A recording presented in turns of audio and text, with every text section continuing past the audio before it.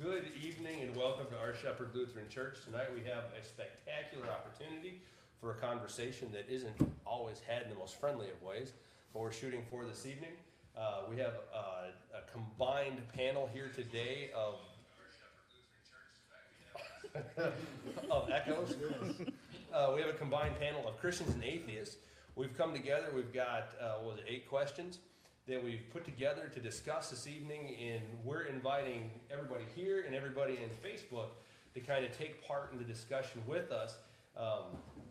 We're going to be the primary actors here, and I'll introduce myself, or we'll introduce ourselves in just a moment. If you have any questions, the number on the board behind me, text it to that number. It's 501-268-1613. That's 501-268-1613. Those questions will go to our, what's your title, host? Moderator, Mr. John Holt, that he's got the church's cell, so those questions will go there and he will relay them on as best and as easily as possible. As I said, my name is Phil Girardin. I'm the pastor here at Our Shepherd Lutheran. Next to me is Arron. Go for it. Hi, I'm Aaron Locke. I'm one of the founders of the Atheist Community of Searcy. First, I just want to thank everybody for coming, and I want to thank everybody here for participating and having us here. This is going to be a lot of fun, I think. My name is Meg Swift. I am the Lieutenant Commander of Atheist Community of Searcy, and I'm excited to be here. I've never done one of these before, and I think it's going to be pretty fun. I'm Davin, Alberson. Really not much to say. Don't sound so excited. I can't handle your energy right now. Your answers are better than that. Yeah, they are. I'm Allen Meaders. I am the founder of the Atheist Community of Conway. Happy to be here. Thanks for the opportunity, of course. And that's who I am. Mike Kever, and I'm a member here at Our Shepherd. Studied layperson. And like I said, our moderator is going to be John Holt. He's probably a voice that you're going to hear, but you will very likely not see him at all. And just before we get going here this evening, once again, if you have a question that you want to ask, feel free to text it to the number 501-268-1613, and we'll see what we can do to get it presented here to our august panel. It works. All right. Are we set? I'm set when you are. All right, John, go for it. Question number 1. The panel will respond to the position that applies to them, and it looks like everybody can answer individually on this one. What is the biggest misconception that Christians and atheists encounter? Before any discussion, can everybody come up with something that we all have in common? Do we have in common? Common ground? We're all humans. Yeah. We all got bones and blood and stuff. There you go. Yeah. From my experience, I know Mike from church, and I know Davin because he's a soon-to-be member. But the other 3, from what I've discussed with them, they're intelligent, reasonable people. I've had a lot of fun discussing things with Arron that these are ideological differences that... Well, I mean, people in general. Oh, in general? Same thing, most likely. I mean, for the most part, I don't know that I want to look at any one person and say, wow. With the exception of maybe Chris sitting over there, you know. I think that we have a shared story, and how that comes out into play is really a matter of life's bringing. Now there's theology that could go in behind that, and there's lots of other discussions that could be had there. But we have to admit, we're all here, we're all spinning around on the same planet, we all come from the same place. Right. And gross, mushy red stuff. And gross, munchy red stuff, exactly. You guys want to add anything to that? No, I'm good with that. Can I get y'all to speak up just a little bit when you're talking, because we're having some issues with the low talkers, okay? Okay. Let me repeat the question. What is the biggest misconception that Christians and atheists encounter? And if everybody can answer individually on this one. You want to go, Mike? You look like you were hoping somebody else started, so I hit you. Yeah, thanks, John. I think my initial response to this is probably that from a worldly perspective or a cultural perspective, the idea that Christians somehow ignore or rely on something other than, or that science plays no part in our beliefs. I think there are maybe some other things. If you asked what's the biggest misconception amongst Christians, I think it would be a different answer. But I think from a societal perspective, I think maybe that's it. One of the biggest misconceptions for an atheist probably would be the lack of morality that, generally speaking, people think that atheists don't believe in God, they are immoral. And that's just not true. You can see us, we're human beings, just like we said a few minutes ago, we have a lot in common. We saw you tuck your tail away earlier. Yeah. For me, the greatest misconception concerning Christians and Christianity in a whole is that you see a lot of people that, I don't know if it's a gross expectation or the fact that we're supposed to be knights in shining armor, when in reality we're just people like everyone else. We make mistakes, we live lives just like everyone else does, but when it comes down to it, the number one finger point is, well, you're supposed to be perfect, but no one can be perfect. That would have been my second one. So that's I think is the greatest misconception to me about being a Christian, that I can't make mistakes, or if I do make mistakes, it's some great, cosmic, oh my gosh.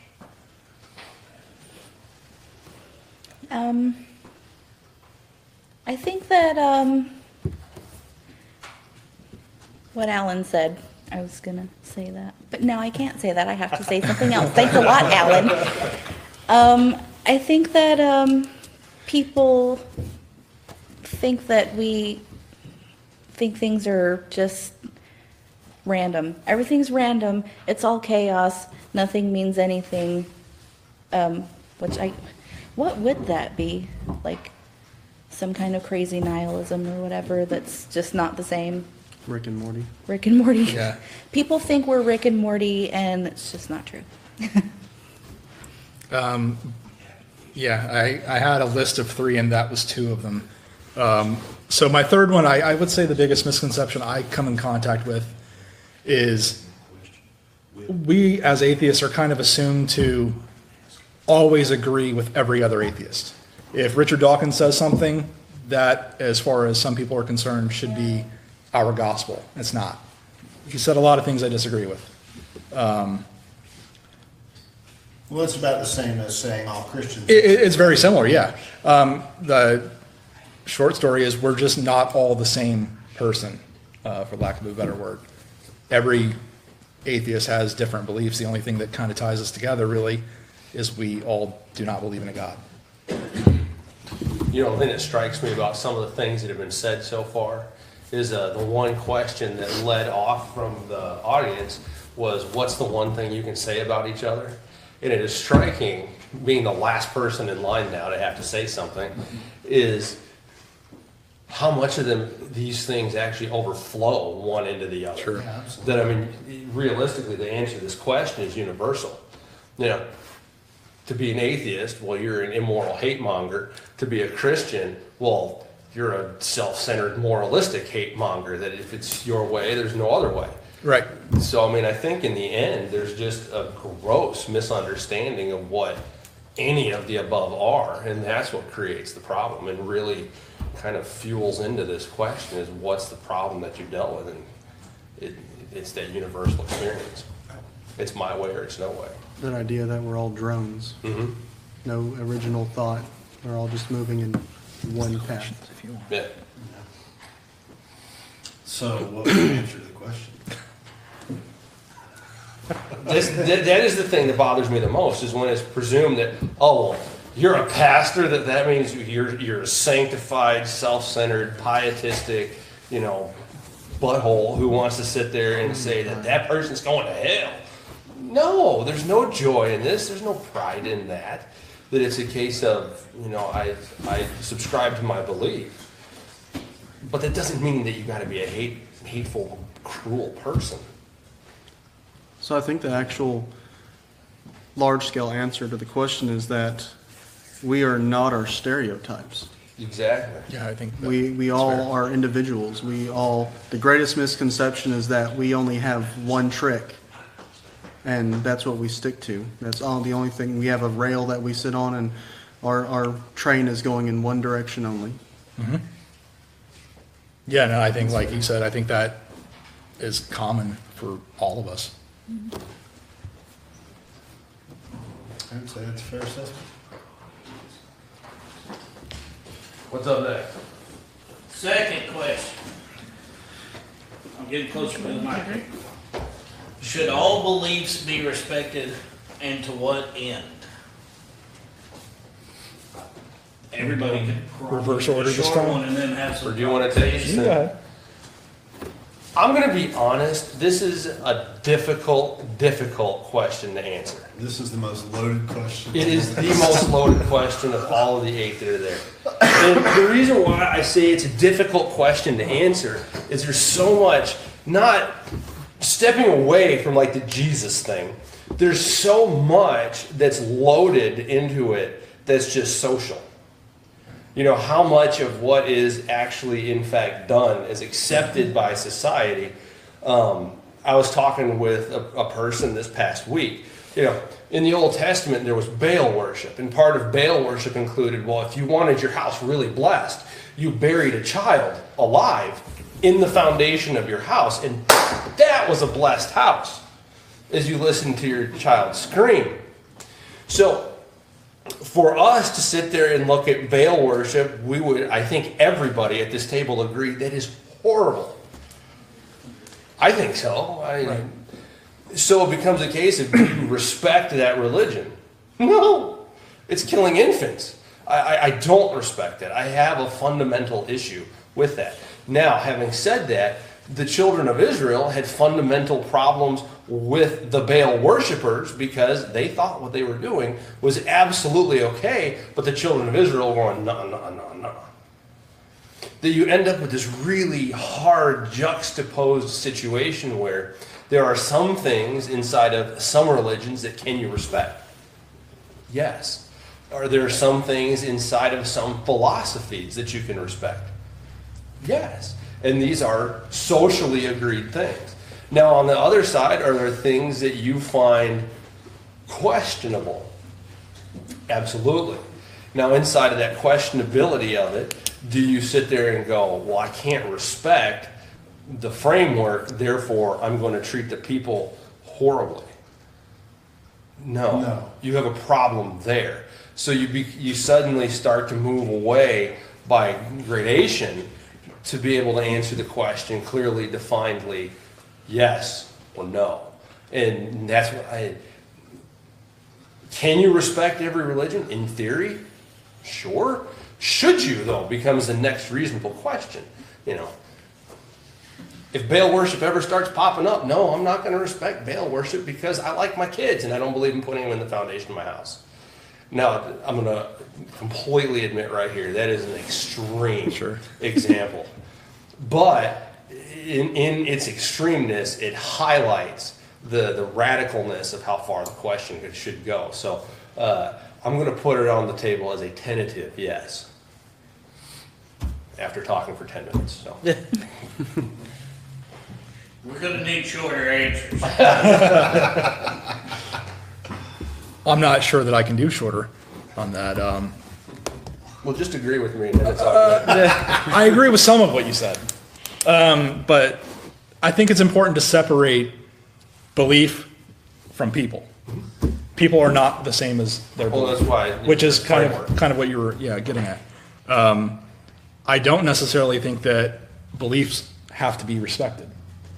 I believe every belief should be open to question and scrutiny, regardless of what it is. Like I said, though, separate that from the person who holds those beliefs. I don't have a right to disrespect you because of what you believe, whether I agree with what you believe or not. That's what I think. I was gonna say that. Were you? You're in a bad spot. I We're know. gonna start with you at some point. And I so picked the middle. I don't know why I Oh, we did will that now. Yeah, Yeah. because I know a lot of people that I like and would never think of being disrespectful to, and I'm like, they tell me something, and I'm like, oh, that is so goofy. Why?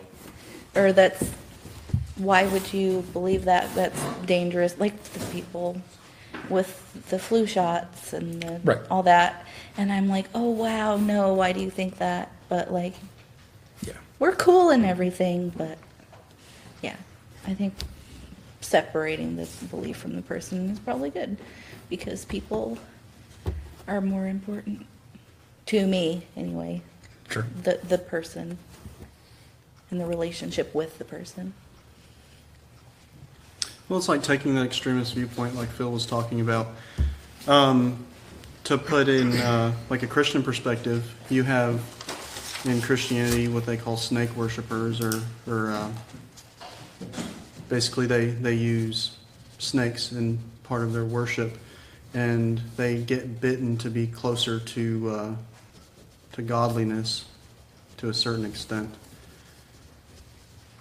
That's not a respectable belief to me, putting yourself, your children, family members, other members of your congregation in such a position that they think their salvation is in jeopardy unless they get, bit by a snake that can kill you in, a minute and a half.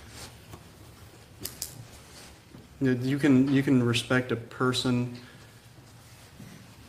for a large extent, but beliefs they're not super tangible in a way. They can float around, they can come from every single direction. So you don't always have to respect the belief, but as far as person, you have to look at society and community as a whole. If we all have differing beliefs, but the society itself isn't being, destroyed or harmed or things like that, it really comes down to a morality issue on top of that. How are the beliefs juxtaposed to morality? Okay. Like, we're not burying our children under our foundations, like Phil said, because we know that's wrong, no matter what we believe, no matter if we're a Christian or an atheist, Hindu, whatever. We don't bury children under the foundation. So that's pretty much it. I think it's important to remember to realize that right to have a belief should be respected as well. If you don't respect the right, then you're not really going to respect the belief in any sense. To a point, I think to have a civil discourse or a nice conversation, you have to respect a belief to a certain extent. You don't want to open up with insults of some sort, because then, the walls are going to go up. The person's just going to walk away or get mad.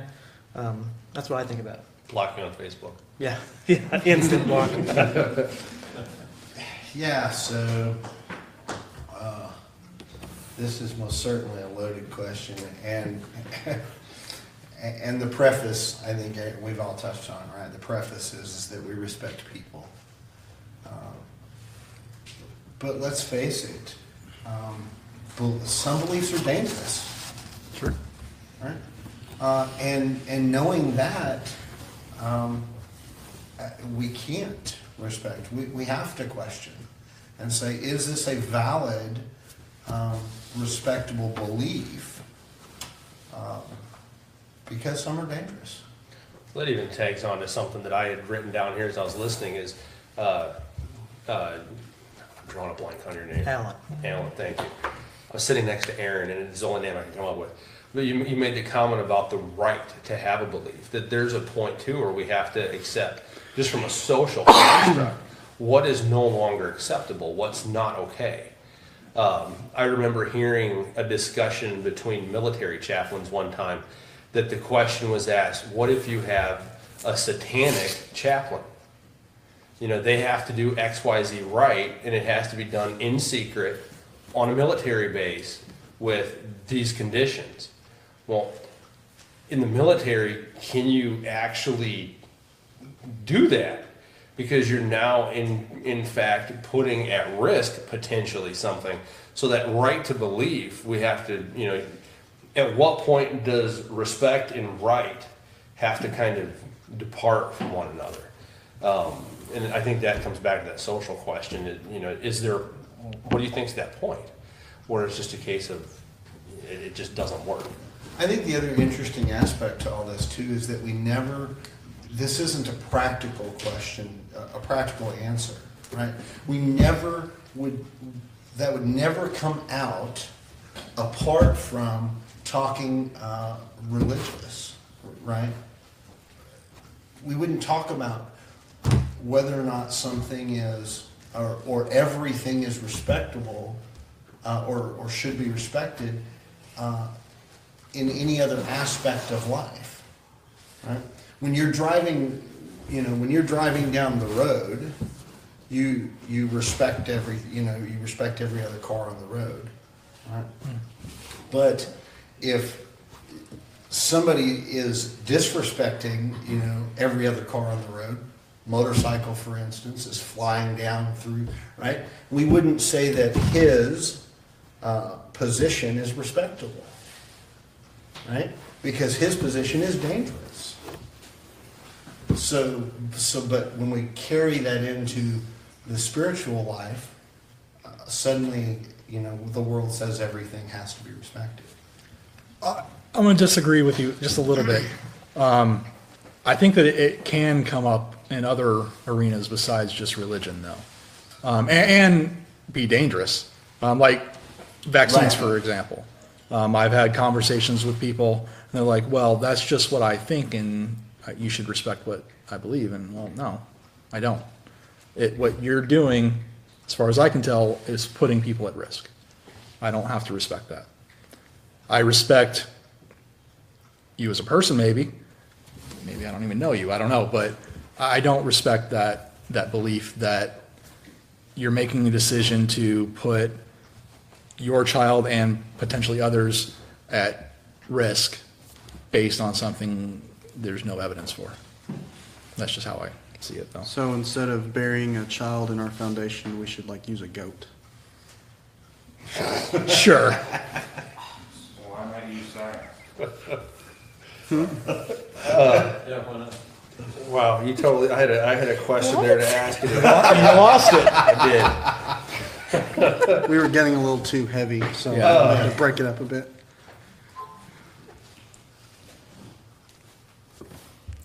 Dude, this is horrible. Was it, where is the line between the right?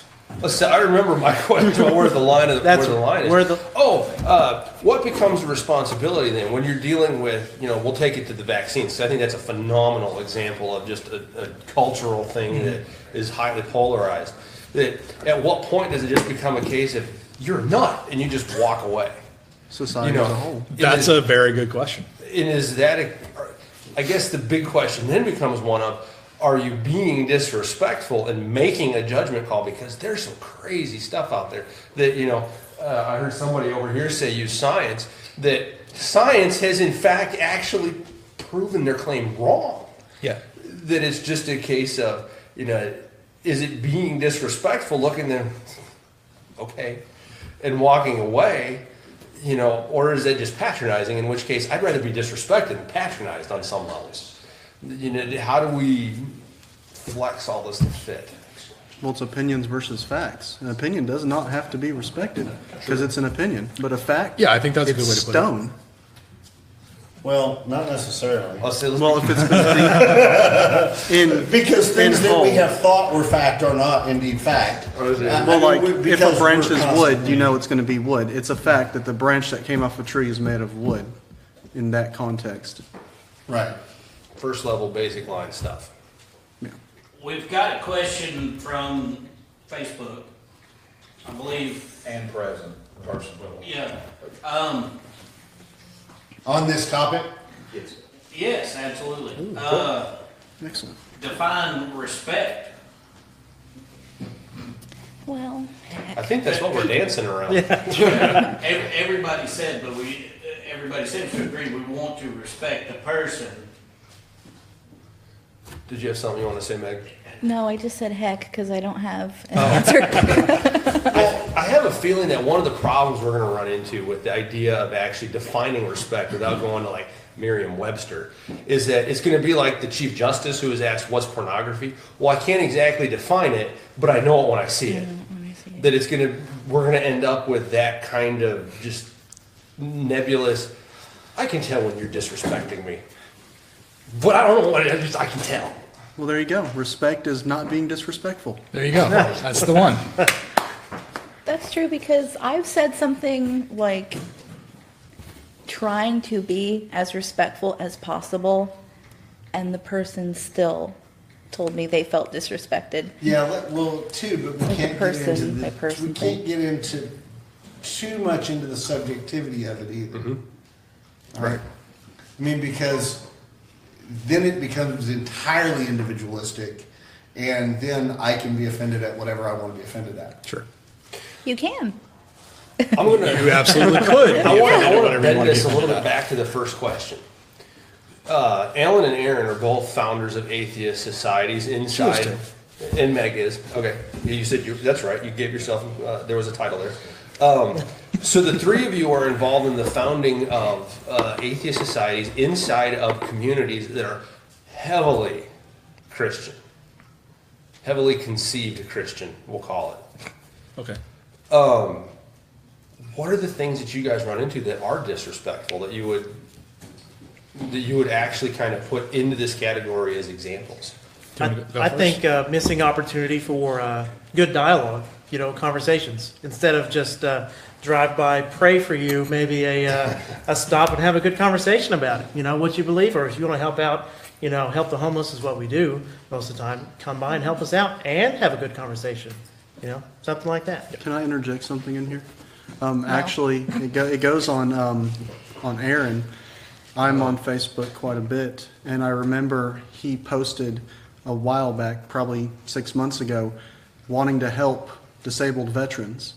And the answer he got was, well, what can an atheist do for a veteran? And it's, well, they can do anything else another person can do for a veteran. Provide support, I remember that monetary thread. benefit, you know, clothes. That was one of shoes. the first threads that I You know, posted, actually. What do you want? They can do anything we can do as a person. So, That hurts my feelings. I'm sorry. It does, because it's just, you know, we get the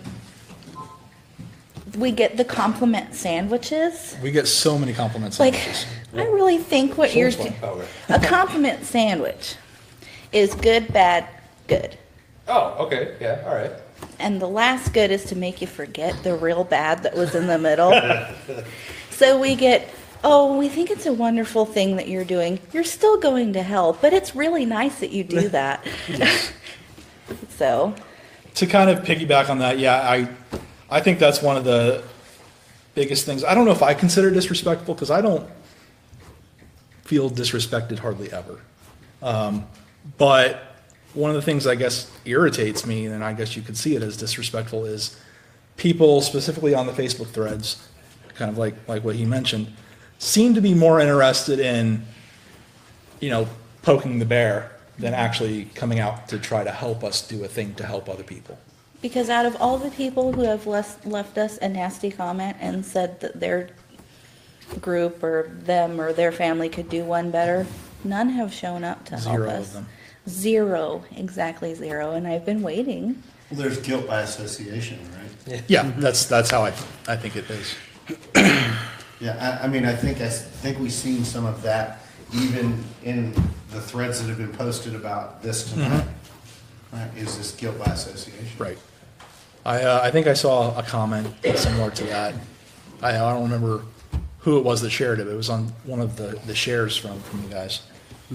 I would like for people to show up, even if they're gonna have an argument with me. I'm Just- still a little disappointed we haven't had like a full-on protest. Yeah, I'm waiting for like the picket line and then, There's still time. whatever. That'll happen tomorrow at worship. Yes. Drive by between 8 and 11. Okay, Yeah, there'll be signs out there. What was the other question that, Yeah, we Ready for another we had a question? question on this one from the audience. Not a question, but maybe the person with the question will have time to think about it. Assumptions are annoying no matter what you believe or who you are. When someone comes in and like, you believe this, it's wrong because of this and it's wrong because of that. Assumptions just put everybody in a bad mood, whether you believe or whether you're not. I think that is something that both sides do on occasion that is very annoying. Pigeonholing people before you begin or ask a question. Do you remember our question? I wanted an awkward silence after you spoke. You're welcome. Okay. All right, next question is, what methods are most reliable in discerning the truth? Well, that's another loaded one. Right. You wanna start this loaded one since I did the last one? Yeah, I can. Okay. My answer is fairly short, and I will elaborate on it a little bit. Evidence. Evidence is the best way to discern what's true. But then that leads you to the question, what do you consider evidence? I think that would require a little bit more discussion than the initial answer. But anything that can be measured or demonstrated, for the most part, I would consider evidence. I don't necessarily consider a personal feeling to be evidence, because I think I think we've all had a personal feeling that has been wrong. But my opinion, But your opinion is, I don't respect your opinion. So, but yeah, I mean, I think evidence is the short answer. Even before that, couldn't you even almost wonder, does it come down to just the fundamental question of, if you're gonna figure out how to discern truth, what in fact is truth? In order to... Mine. Oh, sorry. Well, can you explain what Yeah, truth go is? for it. I mean, Well, I'll I back think off here. it can be different depending on who you talk to. There's some people who say there are more than one truths, or there's personal truth. Of course, I don't think there's such thing as personal truth, like an orange can't be an apple for you, and an apple be a banana for you. It's not possible. But that's just their journey, Alan. it's like the earth being flat. Gosh. For what it's worth, I'm so happy to hear you all snark, because we have the same Yeah. voice. I think a truth can be something that is virtually true, perhaps. Like we were discussing a little bit ago, you said truth can change, or if, like you said, wood could be wood, but would it really be wood if later on we actually figured out it wasn't wood? What if it was actually some other new element? What if we set it on fire? Or what if we set it on fire? Then it's not wood anymore. Then it's carbon. Yeah. So that's how you discern what truth is. You set it on fire Yes. and see what happens. That's what I've been saying this whole time. We've got it. When you said virtual truth, can you talk a little more? Are you speaking to truth bound by time and knowledge, or time or knowledge? Is it something beyond that? I just use the word virtual just to kind of describe it, as in it could be virtually true, as in, I'm not sure how I really answer it really, but. I could see a lot of possible nuances and Yeah. ways that it could kind of go astray, and I want to make sure we keep square. Well, let's just say truth in general. It could be, for me, it's defined by what is tested, what is observable, what is the evidence in specific lines of what Arron said. Okay. Is there a thought or opinion that anybody has that isn't based on some sort of evidence or observed action? Yes. Burying children under your house will bless you.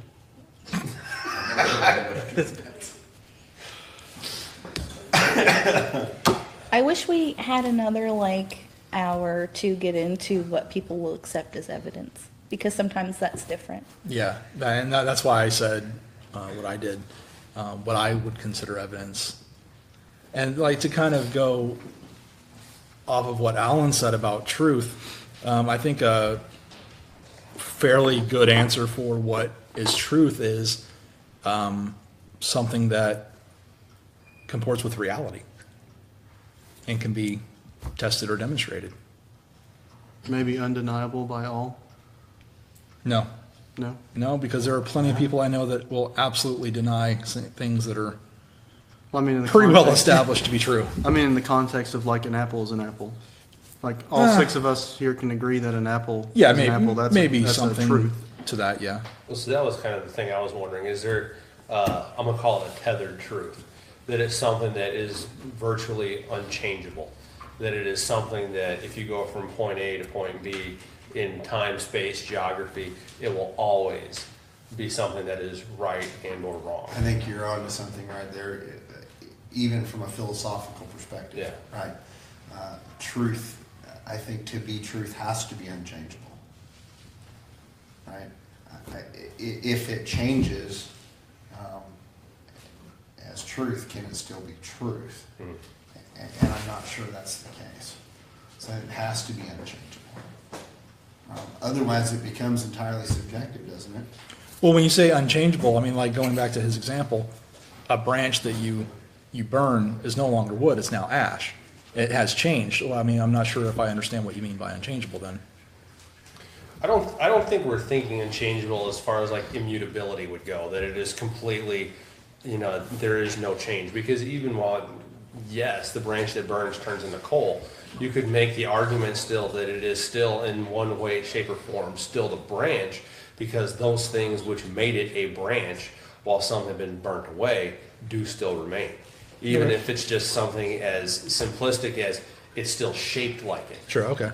So it That makes becomes, more sense. it becomes a case of, is there something that, as far as the human experience goes, that says if you are in Saudi Arabia, this is truth. If you are in the middle, or if you are in Europe, this is truth. If you're in America, this is truth. If you're in Asia, this is truth. That it becomes that tethered thing by which all of us can go, that's it. We're in a building. What? That tethered truth. We're all in a building, For now. unless it blows away. Unless you're Nietzsche and, Well, right? we've got a question about this topic. Would truth being unchanging, truth being static versus it changing, I would like to get the panel's opinion on why truth being stationary or whatever they believe, whether truth is the solid, unchanging as it was said, or would truth be better if it was unchanging or if it updated and stayed in line with what we know? I would like the panel to address that individually. So this is something along the lines of how I was kind of formulating my answer, right? I think truth is something that we as people, that is discoverable, right? Not that necessarily we always get there, but while it doesn't change, right?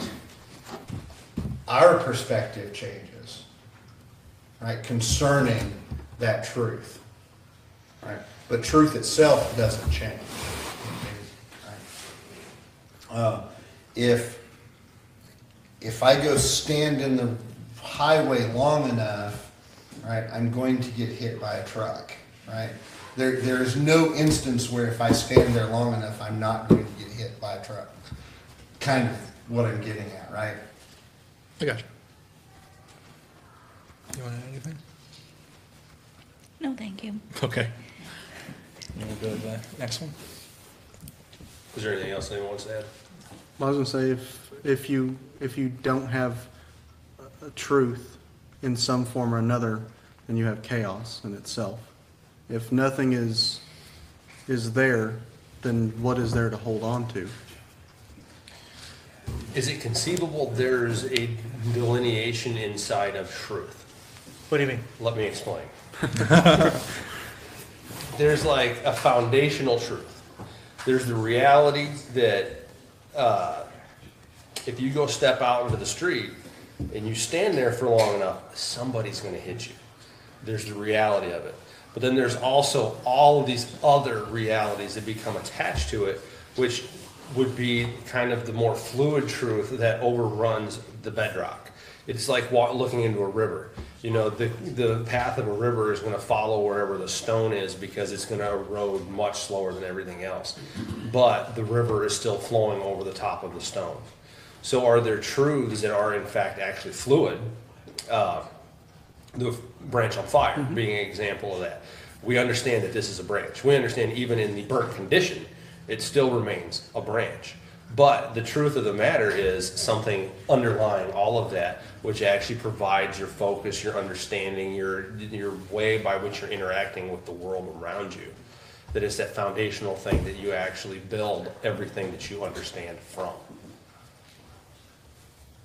Yeah, I mean, I kind of see, I was hoping that made sense. I thought yeah, I think I followed you. I see, I'm sorry. Go ahead. To put it in simple, less philosophical terms, I kind of see truth as objective and temporal. Okay. Like, right now, this is a pen. That's absolutely true. Maybe tomorrow, it'll be caught in a fire and it'll melt down and it'll no longer be a pen. You know, the components of it may still be there in some form, but it's not a pen anymore. And tomorrow that will be absolutely true. So that's how I kind of view truth. You know, we talked about evidence, and I think something that we fail at is understanding how we interpret evidence as well. Mm. Right? Because in the interpretation of evidence is always based on our preconceived notions. that fun foundational truth. Right. The glasses through which we view something determines how we interpret evidence.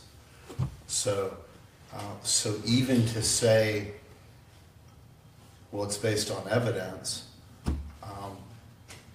those evidences are subject to our presuppositions.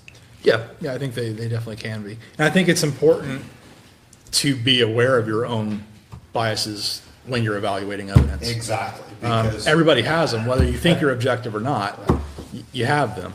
And I think it's more important to identify that you have them and understand, is this influencing how I'm seeing this?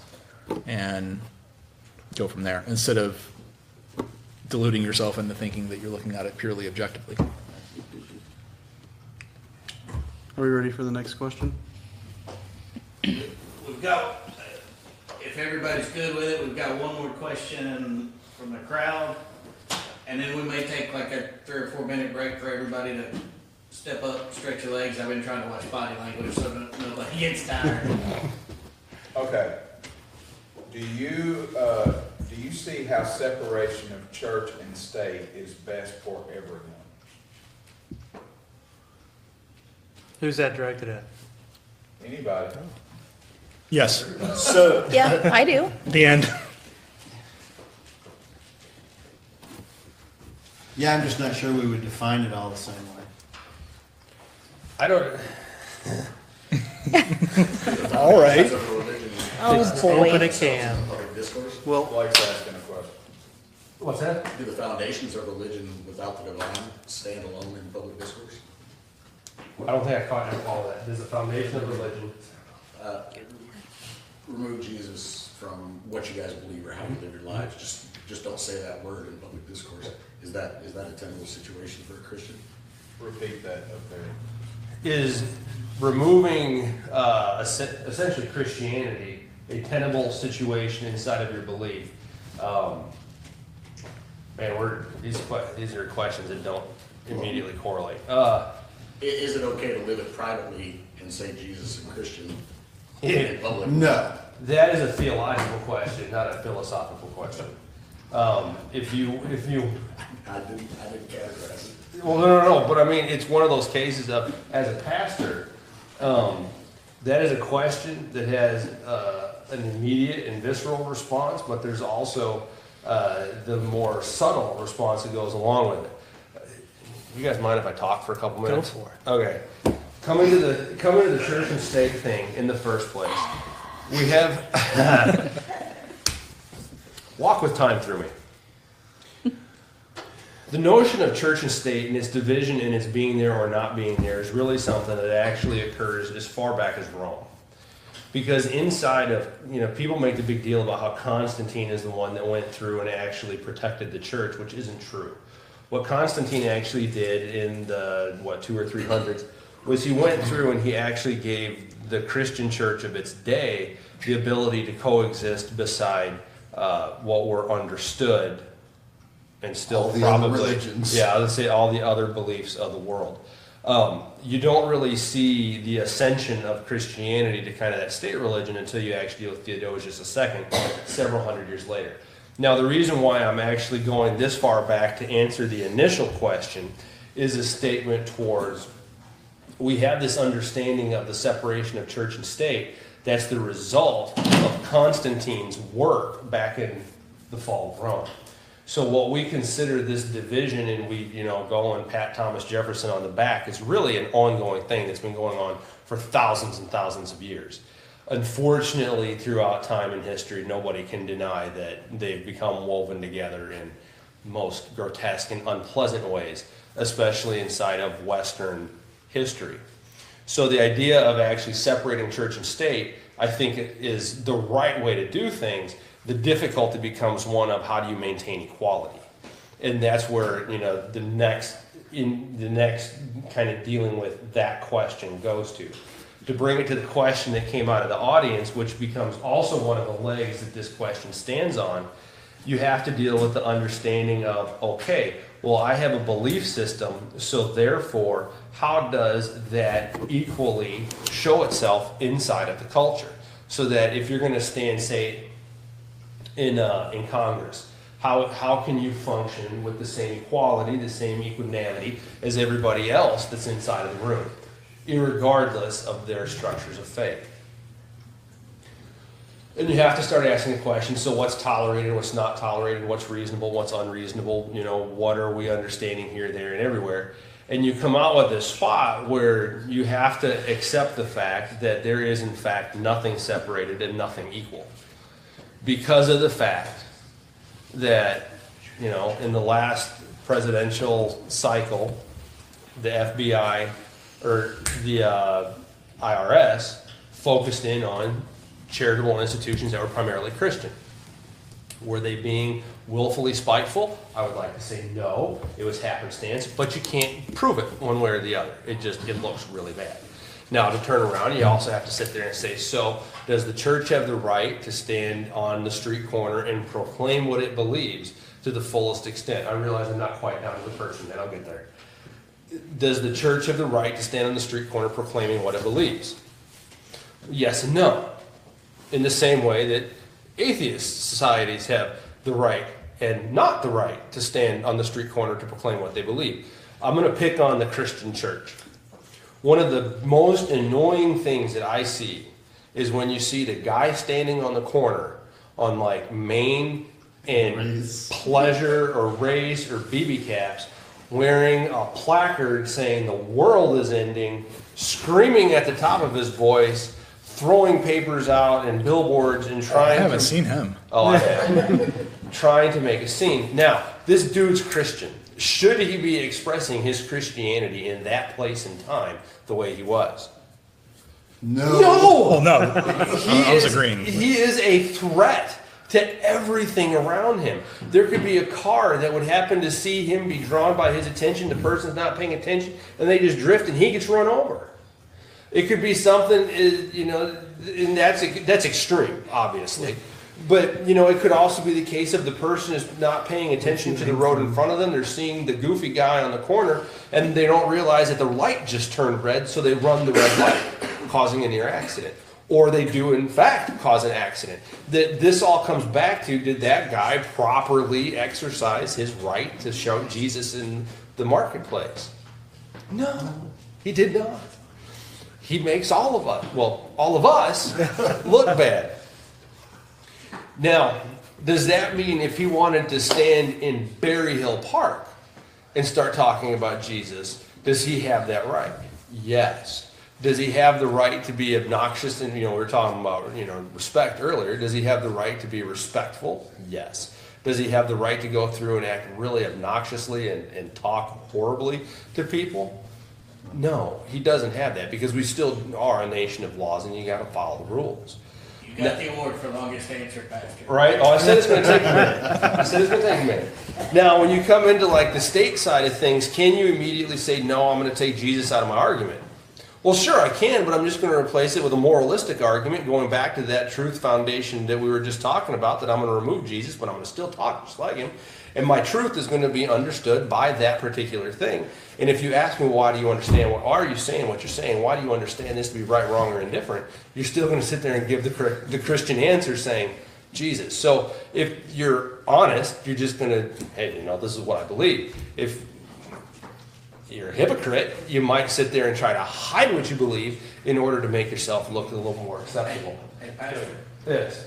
let me be a little bit more specific on this. Sure. Going all around the world, it seems, trying to get to it. Do you think that that the church needs to be involved in the schools, we'll say? Do you think there needs to be do you think the state needs to recognize any particular church or religion as a church as a state religion? I'm sorry. As a state religion? Yes. No. As a state religion, no. So they should not, But- are you saying they should or should not authorize religion in schools? Well, so But it's those are supposed two to- different questions I'm now. sorry? Right. Those are two different That questions. involves separation of church and state. But they're two different questions, because the one is recognized. If you go to Germany, there are portions of Germany that are completely Lutheran. There is no other church in that area, because it is the recognized church. Talk about the United States. I know, but I'm using this as my example, that there is no other thing there. So anything that goes on in the school, if it's going to be Christian, it's Lutheran. No questions asked. If you go to the next county over, it's Catholic. No questions asked. Now here in the U.S., we deal with an entirely other situation, because you can go down the street and see Church of Christ and Baptists and Episcopalians and Presbyterians and Methodists and whatever else. So is it correct for the nation to establish a state religion? No. Is it right for churches to have 501c3 status in order to actually go through and do things without the requisite to pay taxes? Yes, that goes back to Constantine. Just like I think that guys like this should have 501c3 status in order to go through and continue doing the work that they are doing, because they are pursuing the same thing. That's that separate but equal reality. It all leans into constitutional law. You can't address a subject about the United States without addressing its laws and boundaries and borders that were put into place hundreds of years ago. The Constitution is solid. Do churches get a special pass as opposed to other 501c3s? Do they get a special? Do you have an example of what you're thinking of? Why do you guys get it automatically and other people have to earn it? Oh, we don't get it automatically. That's a misconception. Well, do they get a special consideration over other nonprofits? No, No. we have to fill out this. If Aaron or Paperwork's the Alan were to same. go through and fill out the paperwork for it, they'd fill out the exact same paperwork that we did. It's $20,000 worth of paperwork. Believe me, I'm starting a nonprofit. It's all the same. They don't rubber stamp churches through there. We have to pay just like y'all do, and we have to go through the red tape just like y'all do. Okay, you were talking about Germany, how they have certain areas that are Lutheran and such as that. In the United States, we are able to go from one county to another, and go into a county that's predominantly Lutheran or Methodist or Muslim or whatever. Do you think that that people should be able to do that and be able to expect freedom from religion as well as freedom of religion? Do one of you guys want to take this? You want me to jump on I'll that? take it. I mean, I'll keep mine fairly short, and you guys can jump into. I'm going to go back just a little bit about the separation of church and state. And what I understand that is, and please correct me if I'm not correct, but you mentioned religion in schools, and I'm thinking you're talking about things like public property, government-funded, taxpayer-funded, things like that. The short answer is no, I don't think religion belongs there. I have no issue with a family going into IHOP and praying before dinner. No issue with that whatsoever. Where I have the issue is my tax money going to pay for, let's say, a Ten Commandments monument. I don't think it should. At the same time, I don't think my tax money should go for an atheist monument either, unless I wanted to donate to that specifically, to a private organization. I don't think the government should have any control over that. Can you repeat the second part of that question? I lost kind of where we were going. Because you asked a second question. Pastor, just for clarification, do the Ten Commandments actually say anything about God? Yes. They start with I am the Lord your God. Well, the actual 10, it does say no idols. Yeah. I forgot about that one, sorry. Oh, basically, I think you've answered my question. Okay. Let's, hit it, man. No, we're taking a break unless you want to. He's saying cut. Let's take a 5, 6, 7 minute break so everybody can Sorry, stretch. go ahead. We'll come back for speed dating. Water. That sounds like a good idea. Speed dating? Yes. I was thinking water. Oh, I was surprised. I hate that. My wife wouldn't appreciate that. You better not be speed dating in here. Just, by the way, we are still live. We are still live. I'm not gonna touch these. I won't talk about you, I promise. I won't either. I'm not I gonna. might. You might. We do have Kool-Aid in the fridge for those who wish to be indoctrinated. Oh, I'd ask you a question, but he said we're still live, so.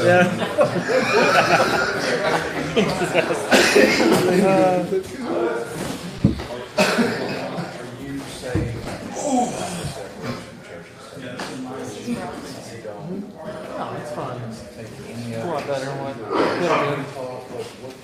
I'm enjoying myself so far. I'm enjoying yourself too. I'm glad I sat by you. When I did mine I'm last here week, to, it was only make me sure and that we do another guy. And it went pretty well, but it's a lot, I think it's with more people, like a panel like this, it's a lot, goes a lot smoother. I think it's just hard to get more people here at the same time. You know, the thing that feels weird for me is just trying to figure out, okay, so I've got this little horseshoe that we're working with. Yeah. And it's like, does every question have to go around the horseshoe, or can you just sit there and say, you know what you said? I think just jump in, just jump in. Well, I was just treating it as a discussion, because that's what Yeah. that's what I mean, I'm not gonna be, you know, if you say something and there's a momentary pause, and I think I have something completely relevant that will take your position and push it forward, I'm gonna say it, because that's part of the conversation. Now, I'm not gonna be like, interrupt, but I'm really surprised like the morality question isn't here yet. oh, it has. It just hasn't been addressed as a morality question. Not yet. But you know, the whole thing of these, every single one of these questions is a 2 to 6 hour discussion in itself. So, I mean, I would love to do this in just more than one session. If Once you could. post something, I know you Well, have an eye. so far, this one is going off really well. Why not have it? And I'm not telling you what to do, obviously, I'm trying not to. I think it's like that comment about one thread. It's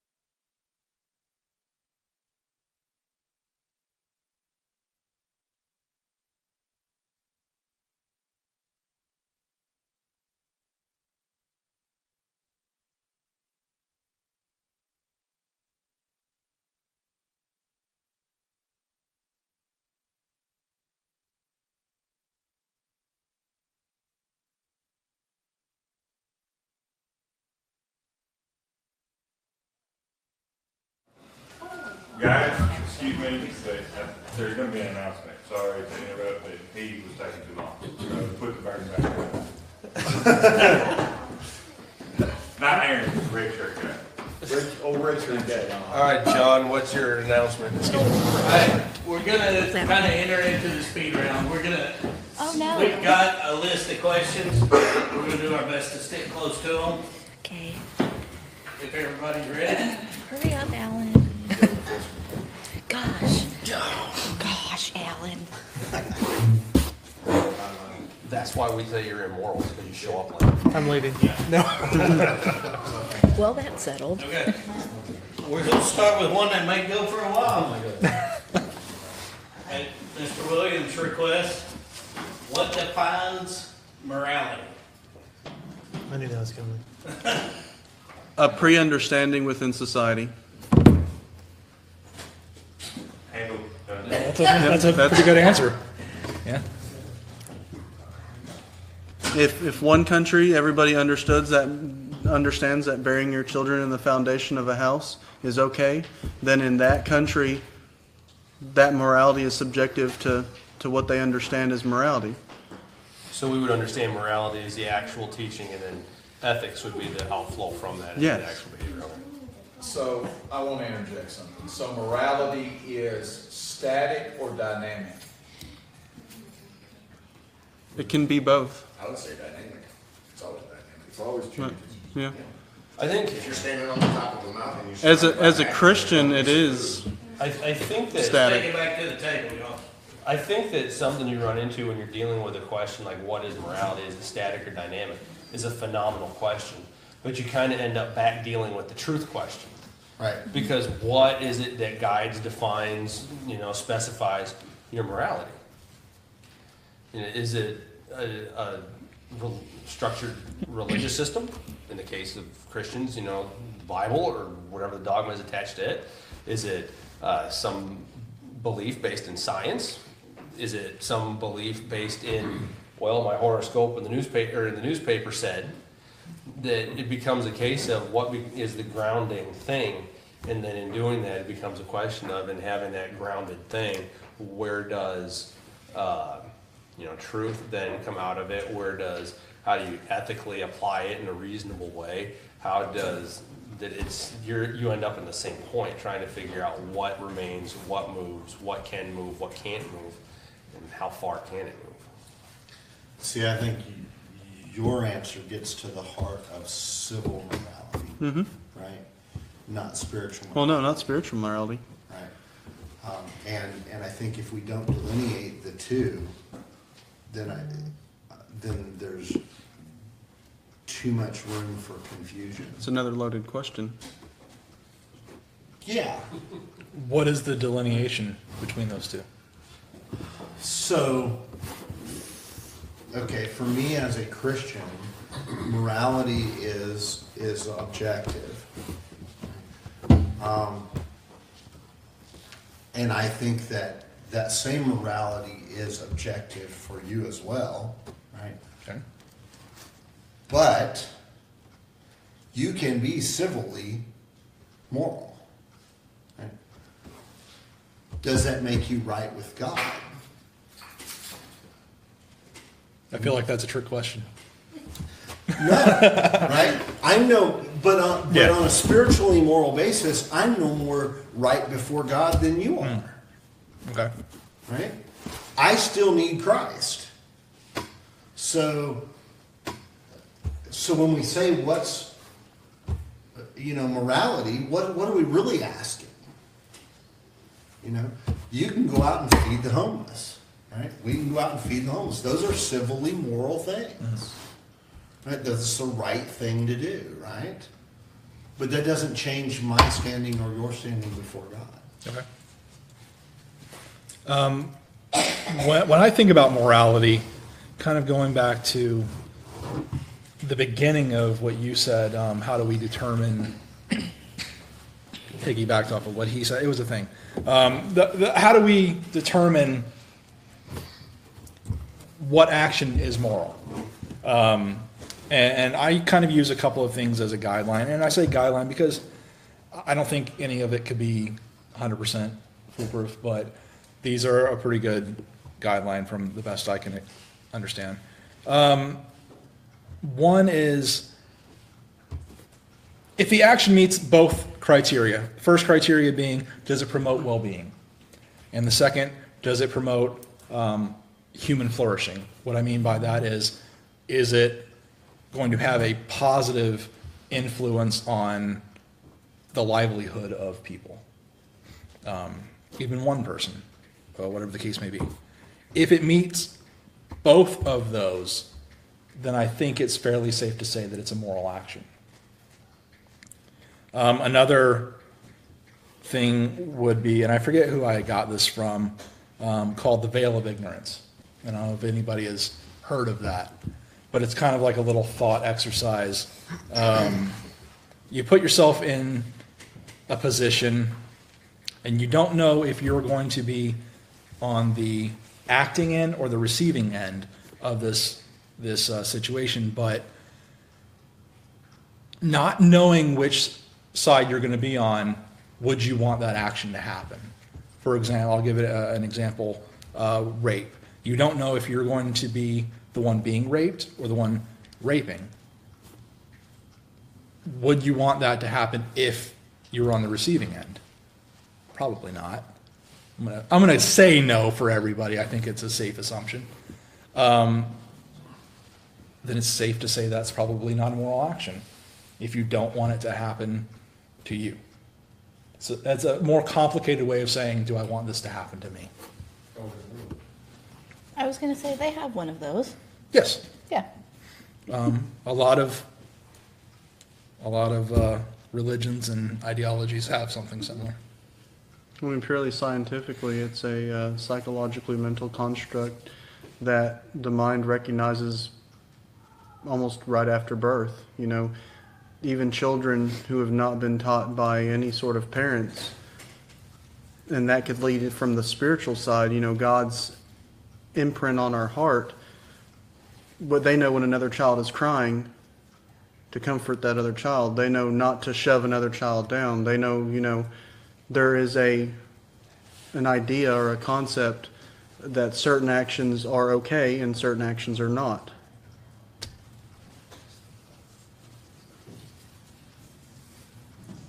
You want to go to the next, or we have more? I see the smoke. I was trying to get the next one to go before he started again. I So. was thinking. Yeah, go for the next one. I'll keep chewing on that. Alright. Y'all are gonna make me define this. I hope one of y'all is ready with the definition because everybody's talked about it. How do you fit irreducible complexity into your beliefs? Irreducible complexity is the argument that certain biological functions can't make it past a certain point and still function correctly. That's the basic definition.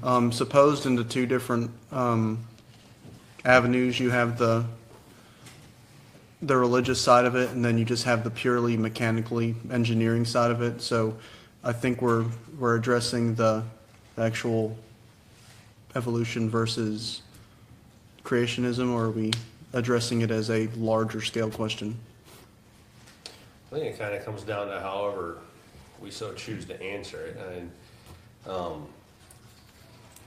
I know it is not something that I knew a lot about prior to having the question asked. It's never something that I cared enough to follow up on.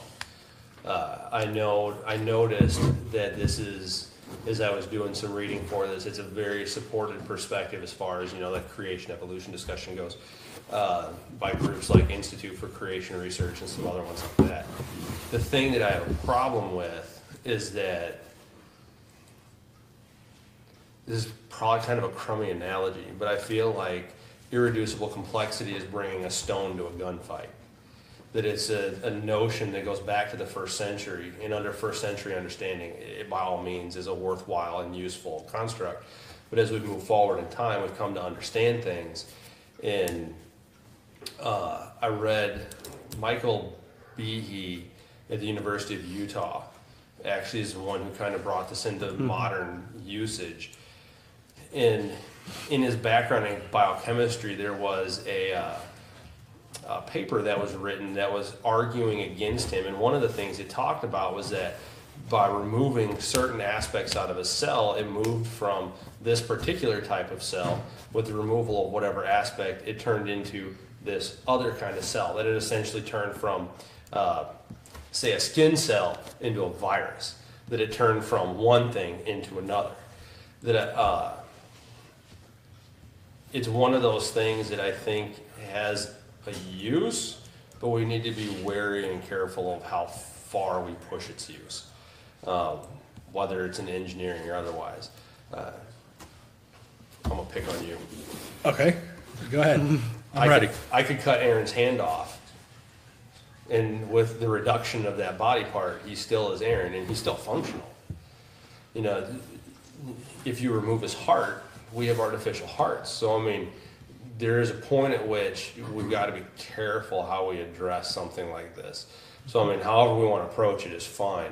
But I do know that, you know, there's a lot of really good scientific research out there that pushes against it as a no. And there's some pretty decent scientific research out there that says yes. So it becomes one of, you know, what side of the fence for me, it becomes what side of the fence you can stand on. Well, I think it does move outside of spiritual discussion as well, right? Yeah, I mean, because there are, even outside of biological organisms, right, where some things no longer functions once one thing is removed, right? So, while with your example, you know, you could remove a hand and still be, you know, Aaron would say the eye is a totally different organism where, you know, if you remove a certain part of the eye, then the eye no longer functions. And that could be any part.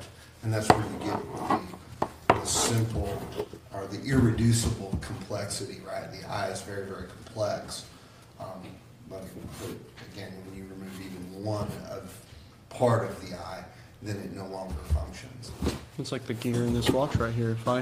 If I take the gear out of this watch, it's no longer going to tell time because that component is essential to this watch's.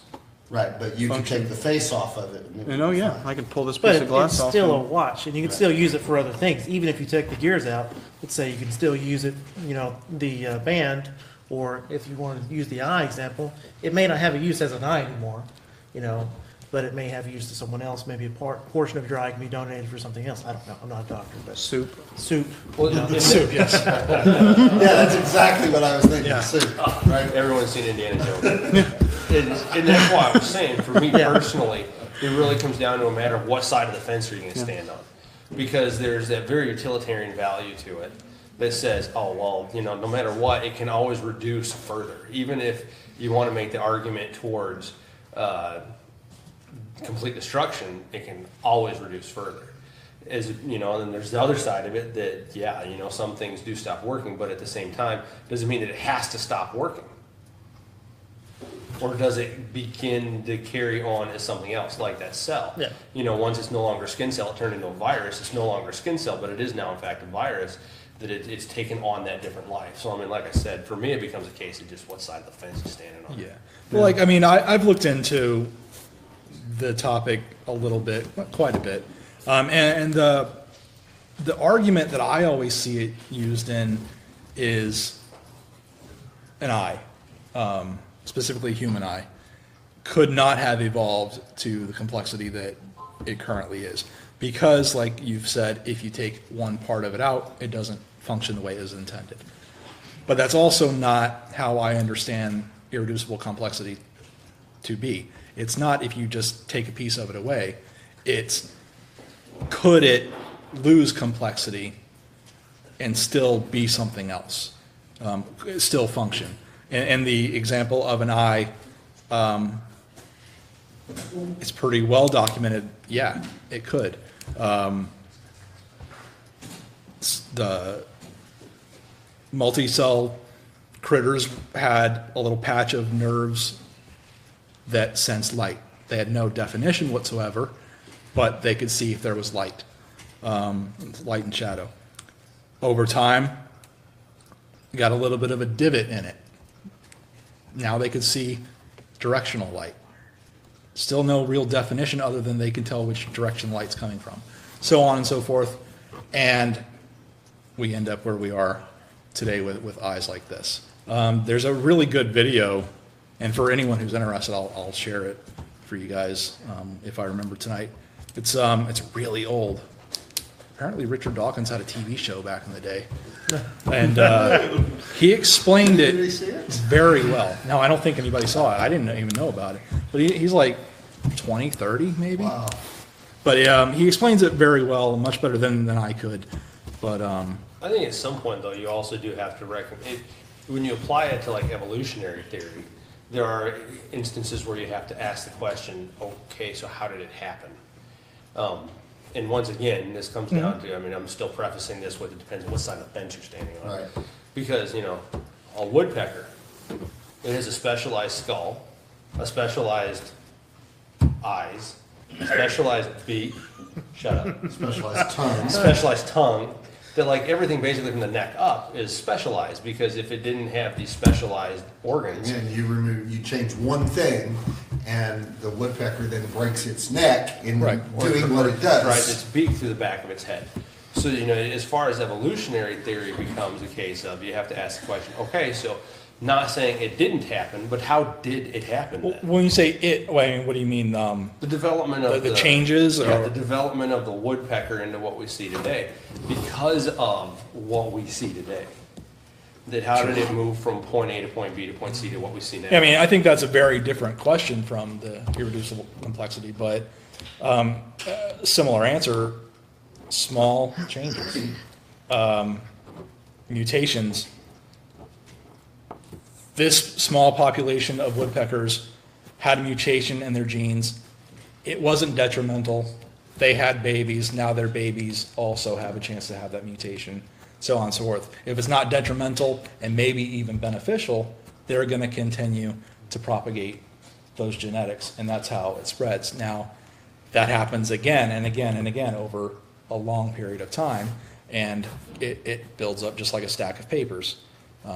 You start with one sheet of paper, next thing you know, you have a ream of paper. No doubt, and that's basic evolutionary. Right. You know, and I don't deny understanding that.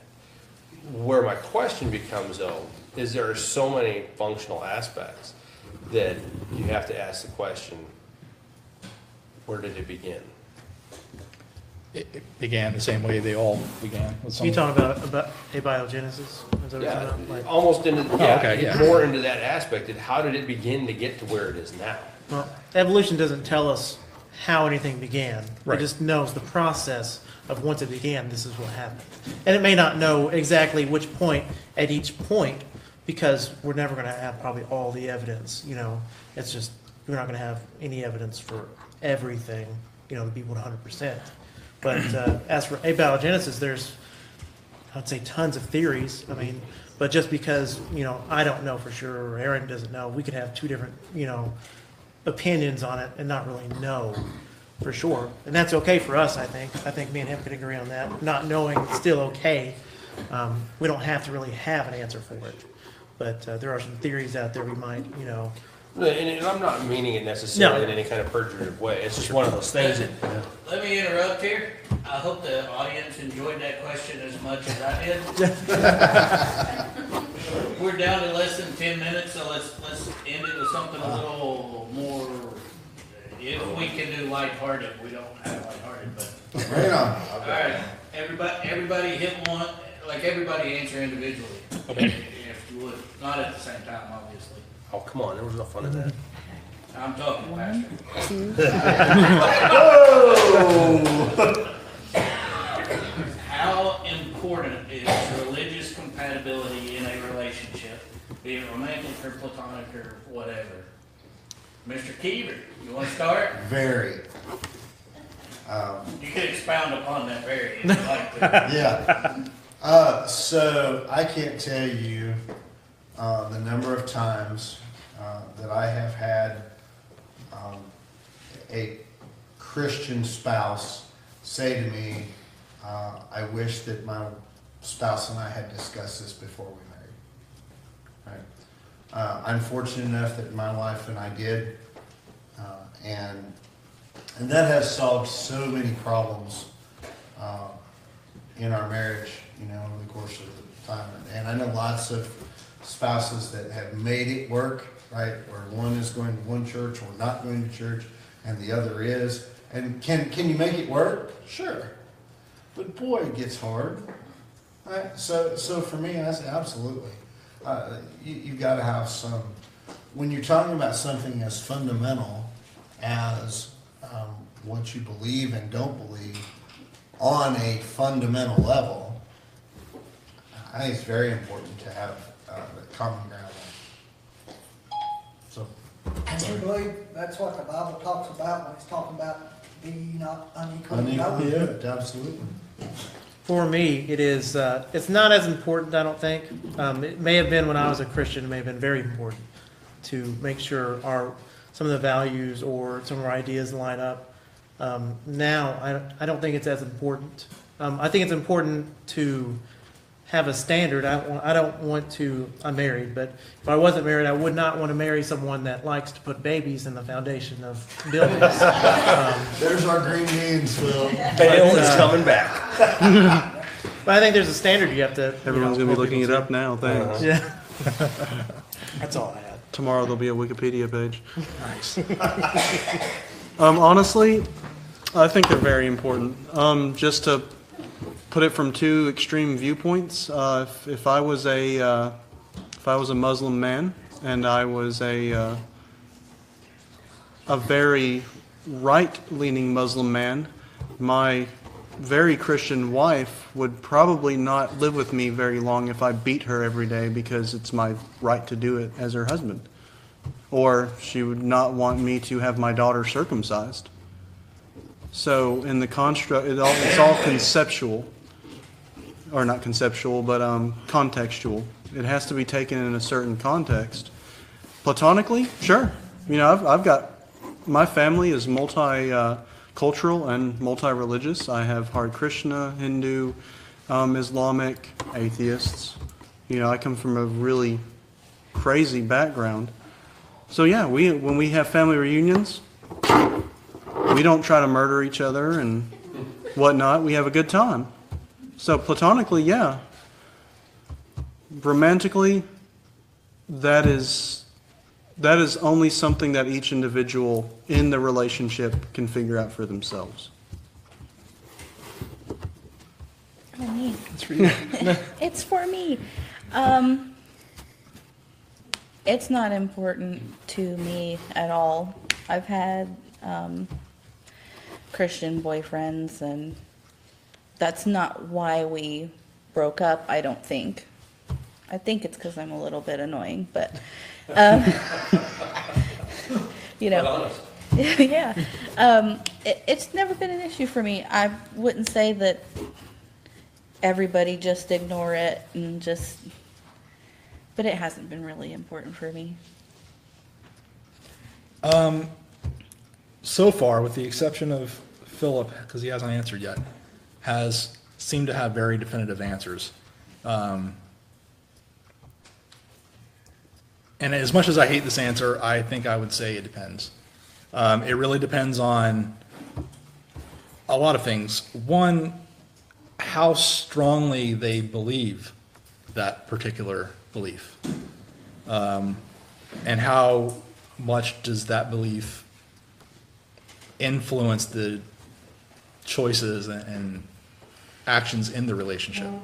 For example, I've dated Catholic, Baptist, atheist, though I didn't know she was an atheist at the time.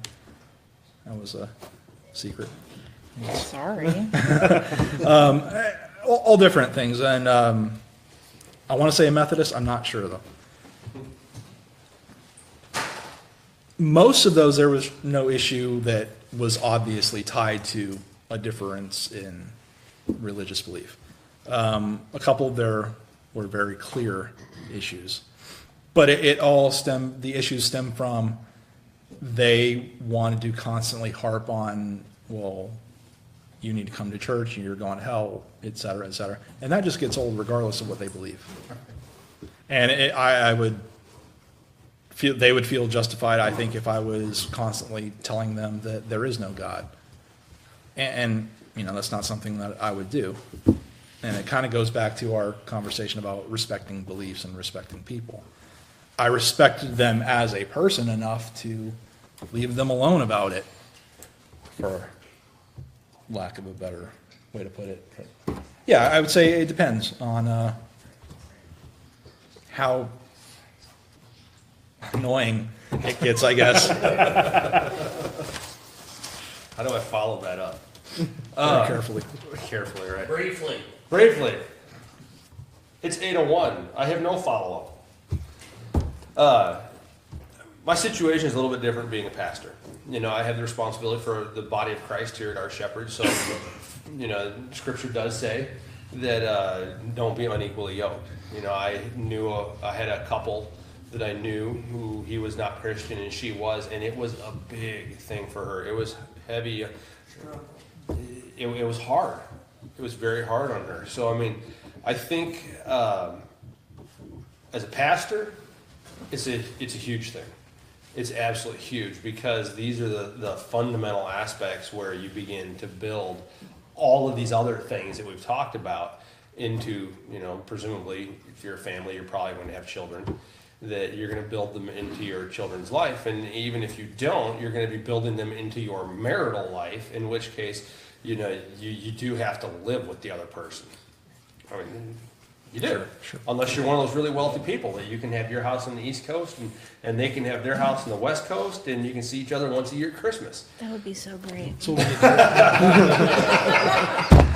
Great. But in the end, it just becomes one of those things that because faith, whether it is a full, robust one or a complete lack of one, is a significant part of the psyche of who the individual is. Sure.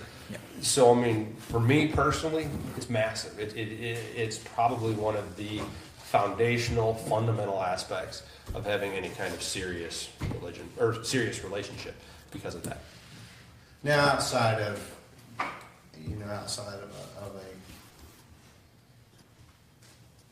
marriage or things like that, when we're talking about friendships and things like that. Oh, that's totally different. Totally different answer, right? Yeah. Be friends with anybody. Sure. Mm-hmm. My answer's the same then. yeah, as far I didn't mention like platonically, but yeah, I kind of same answer. If you don't annoy me with it, then Except I if don't. Aaron buries a child in his Sure, name. sure. That's the only exception. You're gonna have to stop doing that. See, it's an issue. What's the old joke? A priest, a shaman, and whatever walk into a bar, and they all have a beer because they're friends. Yeah. Exactly. That's a good note to end on. It's Yeah. after our time. I'd like to thank everybody for participating. This was pretty cool. Do we have to end now? I don't. If you're actually here, we have cookies and we should have coffee and that kind of thing. It's going to be set up here. We're gonna end the live stream. In just a second, but the live stream will be ended. I am more than happy to have conversations in agreement or disagreement from now. John's a pretty close friend. He knows I'll talk to you years fall off. I'm ready to go and just do it. We have some questions on Facebook that weren't answered or proposed to y'all. Heck. We will get to them and answer them online, okay? Okay. If y'all see something that pertains to you, that is specifically to the atheist point of view, Just post up on the feed. just post it on that feed, if you would, okay? Sure. I think we can do that. Where will we see these questions? They're in the comments Okay. underneath the stream. Gotcha. I've got some on the text that You want to post those in the thread as well, yeah. John? Okay. Okay. Yeah, I'll definitely get in there then. Thanks for joining us. Absolutely. Thank you. Sounds like you need to do another one. Yes, Agree. absolutely. Left over. Love to. Oh, well, if you insist, we can. I'm gonna end it now. All right. Thank you all.